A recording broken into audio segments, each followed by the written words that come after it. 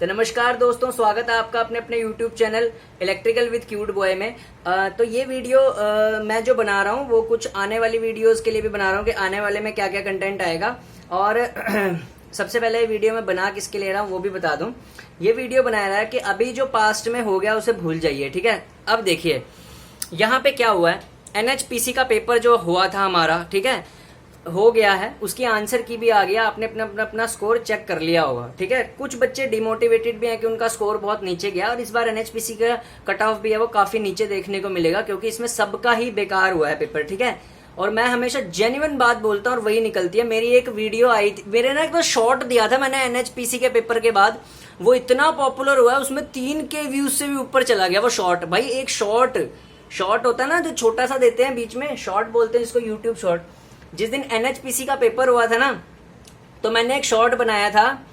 मैंने उस शॉर्ट में बोला था कि ये जितनी डिंगे हाँक रहे हैं ना बच्चे, 160 अटेम्प्ट किए हैं, 165 अटेम्प्ट किए हैं, 180 अटेम्प्ट किए हैं, इनको इनकी औकात पता चलेगी जिस दिन आंसर की आएगी। और वही हुआ भैया। 180 अटेम्प्ट करने वाले लड़कों के नेगेटिव में नंबर जा रखे हैं पूरे पीछे, ठीक है। 110, 120, सबके 115, कोई कह रहा है 120, कोई हार्डली कोई बच्चे हैं जिनके 130 नंबर हैं, या 135 हैं, 140 हैं, ठीक है। इलेक्ट्रिकल में ऐसा बेसिकली क्यों देखने को मिला, क्योंकि देखिए सारे के सारे क्वेश्चन थ्योरेटिकल थे।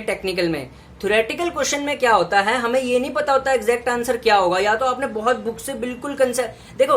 जो टेक्निकल पेपर था ना वो ऐसा बैलेंस था कि कई क्वेश्चन तो बिल्कुल बेसिक थे, ठीक है, रटाए जिनको बोलते हैं, इंडक्टेंस का फॉर्मूला हो गया, उसका फॉर्मूला हो गया, गेम कहाँ पे घूमी, एक्सीड किसने किया है, एक्सीड उस लड़के ने किया है जो साथ में बुक भी पढ़ के गया था। जैसे switch gear and protection subject था ना, पूरा बुक में से डाल रखा था, मतलब कंसेप्चुअली डाल रखा था पूरा, ठीक है।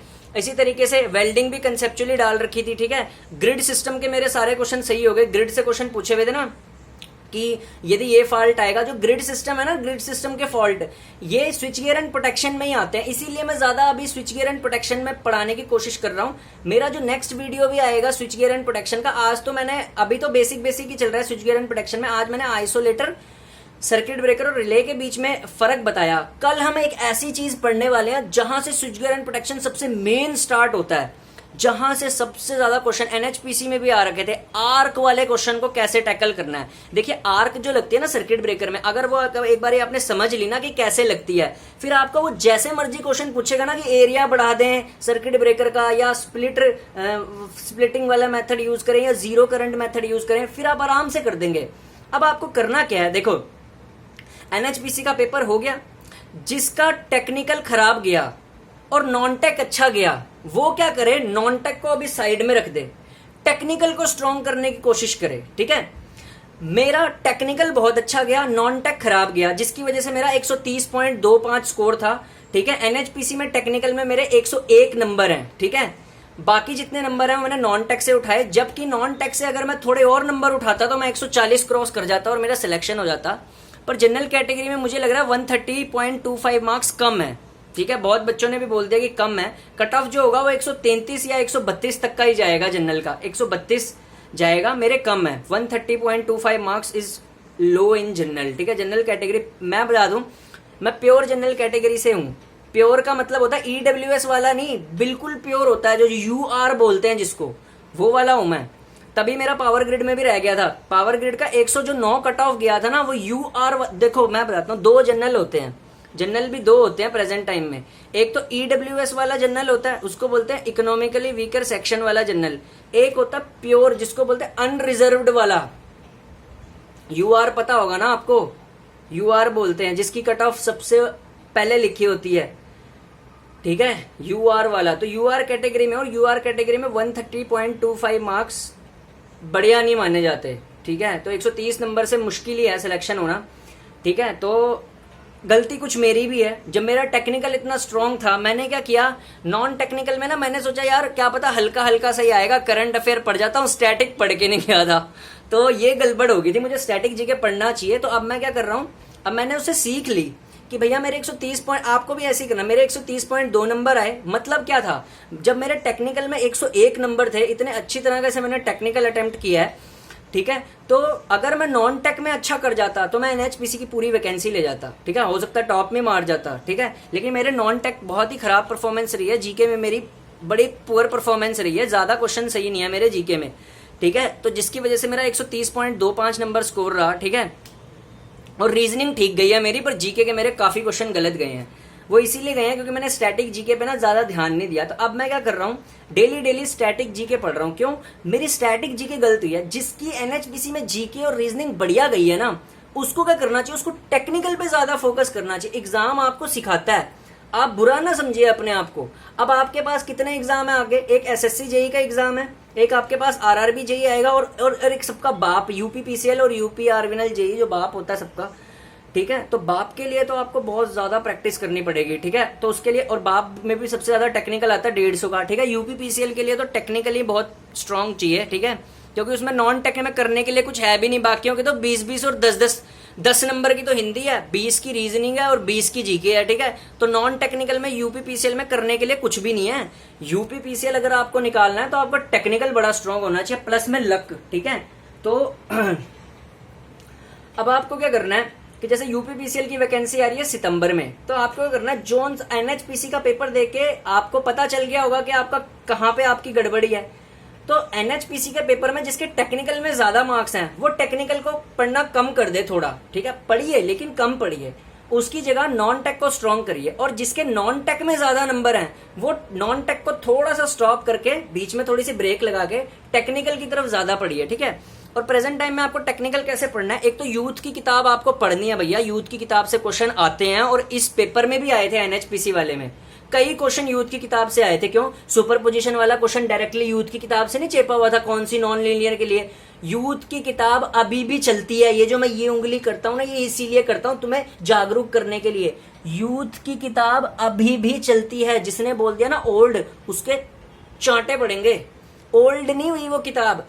50 से 60% क्वेश्चन अभी भी यूथ से ही आते हैं। जो बाकी बचे हुए आते हैं ना, वो तुम्हारी किताबों से आते हैं, सेमेस्टर की, सार्थक पब्लिकेशन की, एशियन पब्लिकेशन की, ईशान पब्लिकेशन की, नॉर्थ पब्लिकेशन की, यही तो होती है ना सेमेस्टर की किताबें, उसी से आती हैं तुम्हारे बाकी के 50%। तो आपको करना, कॉम्बिनेशन चेक के चलना है। टेक्निकल में यूथ की किताब से बाहर पुराने क्वेश्चन यूथ से बाहर आते ही नहीं यार, राजपूत से भी नहीं आते, यूथ से ही आते हैं पुराने question. n is equals to L, वो करता है l is equals to n5/i वाला, कितनी बार यूथ से क्वेश्चन दिया हुआ है। और एक वो फॉर्मूला नहीं होता हाफ LI स्क्वायर वाला, वो यूथ का ही तो है, बेसिक इलेक्ट्रिकल का। यूथ के ही क्वेश्चन चेपे होते हैं 50 से 60%। जो बाकी 40% के क्वेश्चन होते हैं ना टेक्निकल में, वो आते हैं आपकी बुक से। अब सवाल पैदा होता है कि बुक कौन सी पढ़ें, इतनी सारी पब्लिकेशन अवेलेबल है। बुक पढ़ने का क्या तरीका होता है, अब मेरी बात समझो। बुक कैसे पढ़ी जाए कोई भी टेक्निकल किताब, हर टेक्निकल किताब के राइटर का ना अल्टीमेट सेंस एक ही बनता है टॉपिक को समझाने का, ठीक है। फॉर एग्जांपल मैं ओम्स लॉ पढ़ रहा हूं, मान लो अगर मैं ओम्स लॉ की थ्योरी पढ़ रहा हूं, तो ओम्स लॉ का एक ही मतलब है, V is equals to IR। लेकिन किस राइटर का समझाने का तरीका बढ़िया है, और आपके दिमाग के अंदर किस राइटर का तरीका फंस रहा है, मतलब आपको किस राइटर का समझ में आ रहा है, उसकी आप किताब पढ़िए। उसमें ये नहीं है कि दूसरे ने किसको फॉलो कर रखा है, जोन सी किताब ले रखी है थ्योरी की, वो ही आप ले ले। एक सार्थक की पढ़ रहा है तो मैं भी सार्थक की पढ़ लूं, दूसरा एशियन पब्लिकेशन की पढ़ रहा है तो मैं भी। आपको जिससे बढ़िया तरीके से समझ आता है वो आपको लेनी है बुक, क्योंकि अल्टीमेट सेंस तो एक ही होती है। अच्छा, स्विचगियर एंड प्रोटेक्शन की ना 4 किताबें उठा लेना, चारों ने एक ही बात बोलनी है कि circuit breaker current interrupting device है, आइसोलेटर नो लोड पे काम करता है, रिले फॉल्ट को डिटेक्ट करता है, आर्क जो प्रोड्यूस होती है वो सर्किट ब्रेकर का जो फिक्स्ड कॉन्टैक्ट और मूविंग कॉन्टैक्ट दोनों दूर हो जाते हैं तब प्रोड्यूस होती है। वो कल के लेक्चर में बताऊंगा मैं। तो हर राइटर बुक का यही बताएगा। लेकिन भाई किस बुक से आपके इस ये जो आपका ये है ना, ये जो है, ये दिया हुआ है जो आपको ऊपर वाले ने, इसके अंदर किस बुक से आपका घुसता है कंसेप्ट, उसको आप वो वाली बुक लीजिए आप। मतलब आपको किस चीज से समझ में बढ़िया आ रहा है, किस पब्लिकेशन का, वो वाली बुक लीजिए। दूसरे को देख के ना लीजिए बुक कि वो फलाने के पास तो वो वाली बुक है, अलाने के पास वो वाली बुक है, तो मैं भी यही ले लूं। हर राइटर का अल्टीमेट लास्ट मीनिंग एक ही होता है, ठीक है, क्योंकि इंजीनियरिंग तो यूनिवर्सल ट्रूथ है ना। कोई बंदा अगर इलेक्ट्रिकल मशीन पढ़ रहा है तो सबको पता है, सारे राइटरों ने यही बोलना है कि ट्रांसफॉर्मर इलेक्ट्रोमैग्नेटिक इंडक्शन पे काम करता है। ठीक है। और ट्रांसफॉर्मर में ओपन सर्किट टेस्ट जो होता है वो आयरन लॉस के लिए होता है और short circuit test copper loss के लिए होता है। सबने यही बताना है। लेकिन भाई किस किताब की लैंग्वेज आसान है, आपकी खोपड़ी में किस किताब की लैंग्वेज घुसती है, आपको किस किताब का समझ आता है, वो किताब आप लीजिए। बताना तो सबने एक ही है। तो फिर ये तो पूछने वाली बात खत्म हो गई कि मैं इससे पढ़ता हूँ या आप किससे पढ़ते हो, ये कोई बात नहीं होती। समझ किससे आ रहा है, इसके अंदर किससे जा रहा है, वो वाली किताब लीजिए आप, ठीक है। तो ऐसे आप पढ़िए। और अब आपको क्या पढ़ना है, एनएचपीसी का पेपर हो चुका है, जो जो गलतियां हुई हैं वहां से देखिए, ठीक है, उसमें, ठीक है। और जिस सेक्शन में आपकी गलती है, जैसे मेरा नॉन टेक्निकल थोड़ा सा खराब है, अब मैं क्या कर रहा हूँ, यूपीपीसीएल के पेपर आने तक नॉन टेक अपना स्ट्रॉन्ग कर रहा हूँ, ताकि जो यूपीपीसीएल में 50 नंबर का नॉन टेक होता है उसमें से कम 30 से ऊपर नंबर स्कोर कर लूँ, ठीक है। और टेक्निकल बढ़िया है ही, तो फिर स्कोर जो अल्टीमेट लास्ट में आए वो बढ़िया है, ठीक है। और जिसका टेक्निकल कमजोर है, नॉन टेक्निकल अच्छा है, वो नॉन टेक्निकल को थोड़ा सा स्टॉप करके टेक्निकल पे ज्यादा ध्यान दे, ताकि आप अच्छा कर पाए, ठीक है। और एसएससी जेई में भी भैया इस बार टेक्निकली आपको जितवाएगा, टेक्निकल आपका स्ट्रांग होगा। क्यों, प्रीलिम्स में तो दोनों है, प्रीलिम्स में तो दोनों है, चलो ठीक है, नॉन टेक में कम करके या टेक्निकल में जिस तरीके से पेचा फंसा के किसी ने प्रीलिम्स क्लियर कर भी दिया, लेकिन भैया अगर उसका टेक्निकल नहीं ना स्ट्रांग, तो वो मेंस नहीं क्लियर कर सकता। एसएससी जेई ने मेंस ऑब्जेक्टिव कर दिया है, ये तो फायदा हो गया, ठीक है। उन बच्चों के लिए तो बहुत फायदा कर दिया उनका, जिनका टेक्निकल स्ट्रांग है। तो टेक्निकल भैया आपको स्ट्रांग करना पड़ेगा, उसमें मैं भी आपकी हेल्प करूंगा। अब आपको करना क्या है, देखो, जैसे किसी बच्चे का अगर टेक्निकल उतना स्ट्रांग नहीं बन रहा ना, आप क्या करिए, जैसे अभी मैं ना स्विच गियर एंड प्रोटेक्शन पढ़ा रहा हूं, तो जैसे ही आप मेरा स्विच गियर एंड प्रोटेक्शन का लेक्चर देखते हैं ना, फिर उस लेक्चर को ना अपनी किताब में खोलिए और पढ़ना शुरू कर दिए। फिर आपको लगेगा हाँ यार इसने ये बात बताई थी और ये किताब में भी लिखी हुई है, और कुछ एक्स्ट्रा उससे मिलता है तो वो भी पढ़िए किताब में, ठीक है, ऐसे करके। इसी तरीके से मैं बाकी भी पढ़ाऊंगा। अभी तो पहले स्विच गियर एंड प्रोटेक्शन पे ही मैं ज्यादा फोकस कर रहा हूँ, क्योंकि स्विच गियर एंड प्रोटेक्शन एक ऐसा चैप्टर है जो पावर सिस्टम में ज्यादा पूछा जा रहा है, ठीक है। ट्रांसमिशन, डिस्ट्रीब्यूशन, जनरेशन के मुकाबले प्रोटेक्शन बहुत ज्यादा पूछ रहा है। जैसे एनएचपीसी ने प्रोटेक्शन बहुत पूछा, ओवरलोड रिले से भी क्वेश्चन पूछे थे, ठीक है, इलेक्ट्रोमैग्नेटिक अट्रैक्शन टाइप रिले से भी। अभी रिलेज मैंने पढ़ानी है, पहले तो सर्किट ब्रेकर पढ़ा रहा हूं मैं, तो ऐसे भी आप कर सकते हैं, ठीक है। तो बस यही था इसमें, इस वीडियो में मैंने ये बताया कि बुक कैसे पढ़नी है, ठीक है। और बुक हमेशा उस राइटर के लिए जिसको आपको समझ आता है, ठीक है। दूसरा, एनएचपीसी में जो भी गड़बड़ हुई है उसको भूल जाइए, ठीक है। अगर आपका पेपर बिल्कुल ही खराब हुआ है, जिनके बहुत ही कम नंबर है ना, मैं कह रहा हूँ जिनके 100 भी नहीं टपे, उनको भी पैनिक लेने की जरूरत नहीं है। किस्मत में बात होती है, ठीक है, इस बार ऐसे आ गया, आप नए पेपरों की तैयारी करिए, ठीक है। जो हो गया फिर आप, क्योंकि पुराने को याद करेंगे ना, फिर नए में भी खराब हो जाते हैं, ठीक है, तो आप वो भूल जाइए, ठीक है। अब आप नए की तैयारी करिए, ठीक है। मेरे को थोड़ा सा गम होगा यार, मेरा स्कोर तो काफी अच्छा है, मेरे को ये डर है कि मेरा फिर से दिल ना टूट जाए। मेरा पावर ग्रिड में भी बहुत दिल टूटा था यार, 109 नंबर कट ऑफ गई थी और मेरे 108.25 थे। अब एनएचपीसी में 130.25 या पता नहीं कितनी कट ऑफ जाती है। अगर तो कट ऑफ 129 गई तब तो बहुत बढ़िया बात है, सिलेक्शन हो जाएगा। लेकिन अगर 130 से गई तो फिर मैं फिर से गया, ठीक है। तो अब भैया नॉन टेक भी स्ट्रॉन्ग कर रहा हूँ अपना, ताकि यूपीपीसीएल में ये गया वाला कुछ ना चक्कर पड़े, ठीक है। अब यूपीपीसीएल करना ही है किसी भी हालत में, ठीक है, ठीक है। तो अब यही चक्कर है, यूपीपीसीएल एसएससी जेई निकालना है किसी भी हालत में, ठीक है, चाहे कुछ भी हो जाए, ठीक है। एसएससी जेई में तो अभी काफी टाइम है, फॉर्म फिलिंग तो अभी स्टार्ट ही हुई है, नोटिफिकेशन आया है, ठीक है। उसके बाद फॉर्म फिलिंग होएगी, फिर कभी जाके एग्जाम होएगा, ठीक है। तो फिर तब तक आप तैयारी कर सकते हैं, ठीक है। और एक और बात, ज्यादा चैनलों के ना इधर उधर जाने की जरूरत नहीं है, कोई कुछ नहीं होता। किताबें पढ़ो अपनी, यूथ लगाओ, अपने आप पेपर होएगा, और स्टडी मटेरियल कॉम्पैक्ट रखो, ठीक है। और शॉर्ट नोट्स ज्यादा रिवाइज करो टेक्निकल में, ठीक है।